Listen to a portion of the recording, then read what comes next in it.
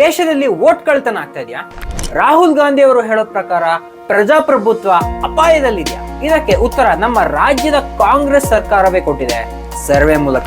ಈ ಸರ್ವೆಯ ರಿಸಲ್ಟ್ ಕೇಳಿದ್ರೆ ನೀವು ಆಶ್ಚರ್ಯ ಪಡ್ತೀರಾ. ಲೋಕಸಭಾ ಎಲೆಕ್ಷನ್ 2024 ಮುಗಿದ ನಂತರ ಕರ್ನಾಟಕ ಸರ್ಕಾರ KAP ಆಫ್ ಸಿಟಿಸನ್ಸ್ ಅನ್ನೋ ಹೆಸರಲ್ಲಿ ಸರ್ವೆ ನಡೆಸ್ತಾರೆ. 5,000ಕ್ಕೂ ಹೆಚ್ಚು ರ್ಯಾಂಡಮ್ ಆಗಿ ಜನರ ಅಭಿಪ್ರಾಯ ಸಂಗ್ರಹ ಮಾಡ್ತಾರೆ. ಕರ್ನಾಟಕದ 4 ಪ್ರದೇಶದಲ್ಲಿ ಬೆಂಗಳೂರು, ಮೈಸೂರು, ಬೆಳಗಾವಿ, ಕಲಬುರಗಿ. ಈ ಸಮೀಕ್ಷೆಯಲ್ಲಿ 83.61% ಜನ EVM ನಿಖರ ಫಲಿತಾಂಶ ನೀಡುತ್ತೆ ಅಂತ ಒಪ್ಕೊಂಡಿದ್ದಾರೆ. ಕಲಬುರಗಿ ಇದು ಖರ್ಗೆ ಅವರ ಅಡ್ಡ.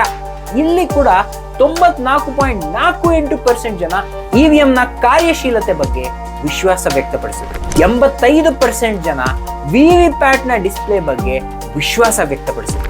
63.57% ಎಲೆಕ್ಷನ್ ಟೈಮ್ ನಲ್ಲಿ ಯಾವುದೇ ಸೆಕ್ಯೂರಿಟಿ ಥ್ರೆಟ್ ಇಲ್ಲ ಅಂತ.